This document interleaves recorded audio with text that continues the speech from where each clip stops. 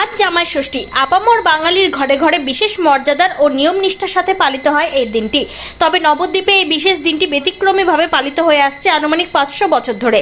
নবদ্বীপ শহরে মহাপ্রভু পাড়াস্থিত ধামেশ্বর মহাপ্রভু মন্দিরে, যেখানে ধামেশ্বর মহাপ্রভুকে জামাই বেশে সাজিয়ে দিনভর বিশেষ পুজো করা হয়।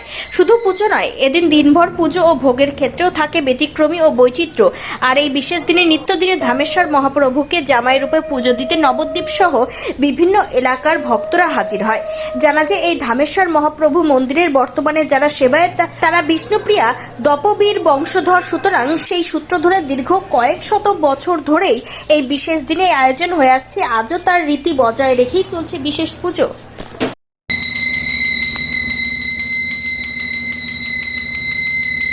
তারপরে নানা ভাজা, 5 রকম ভাজা, তারপরে ডাল, যেরকম শুক্তোর নানান রকম রান্না করা হয়। এখানে আজকের দিনে তো একটু আলাদা হয়। একটু আলাদা বলতে নানান ধরনের কাঁঠাল, দই, মিষ্টি, আম, তারপরে ফল ফলাদি, তারপর এটা কি নবদ্বীপের লাল দই? নবদ্বীপের লাল দই, লাল দই, সাদা দই, আম, নানান রকম যত ফল ফলাদি আছে। ষষ্ঠীতে যেরকম বাহারি ব্যঞ্জন নানান রকম করা হয়, তা আমরাও মহাপ্রভুকে সেই হিসেবে করি। আজকে জামাই ষষ্ঠী, মহাপ্রভু ধামেশ্বরের জামাই ষষ্ঠী হিসাবে কিভাবে পালন করছে? দেখুন, আজকে হচ্ছে জামাই ষষ্ঠী, আমাদের একটা বিশেষ তিথি বাঙালিদের রীতি অনুযায়ী।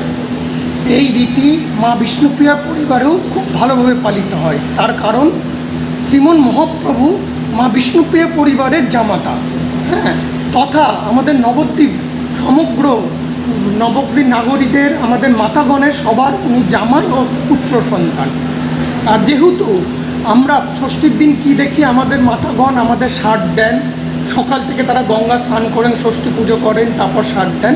ঠিক এইভাবেও এই শ্রীমন মহাপ্রভু ধামেশ্বর মহাপ্রভুর যে সেবায়িত পরিবারের মাতাগণ, তারা আজকে সকালবেলায় হলুদের বাটা নিয়ে এসে মহাপ্রভুর সামনে রেখে তারা মহাপ্রভুকে ষাট দেন, পাখার বাতাস দেন। আপনারা কিছুক্ষণ আগে লক্ষ্য করলেন, আমার যে দাদা তিনি সেবা করছিলেন, শ্রী শ্রী প্রভুপাদ রূপ গোস্বামী, উনি মহাপ্রভুকে ষাট দিলেন। তথা মহাপ্রভুকে দেখুন, আপনারা এখনও রয়েছেন সিংহাসনের সামনে, সমস্ত মৌসুমি ফল উনি তা নিবেদন করেছেন মহাপ্রভুকে।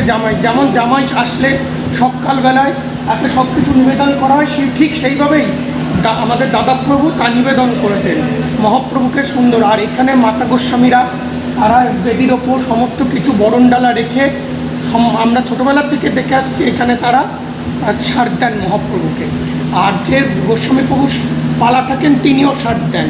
এরপর নবদ্বীপের মাতাগণ যারা গৌরন্ত পান, যারা প্রত্যেক দিন আসেন, কিছুক্ষণ আগে আপনারা তাও দেখেছেন, তারা প্রত্যেক দিন মহাপ্রভুর সেবায় রত থাকেন, তারাও মহাপ্রভুকে ষাট দিয়ে বাড়িতে গিয়ে তারপর তাদের সন্তান বা জামাতাদের ষাট দেন। তাই এটা সমাহারে পালিত হয়। সকালবেলা মঙ্গল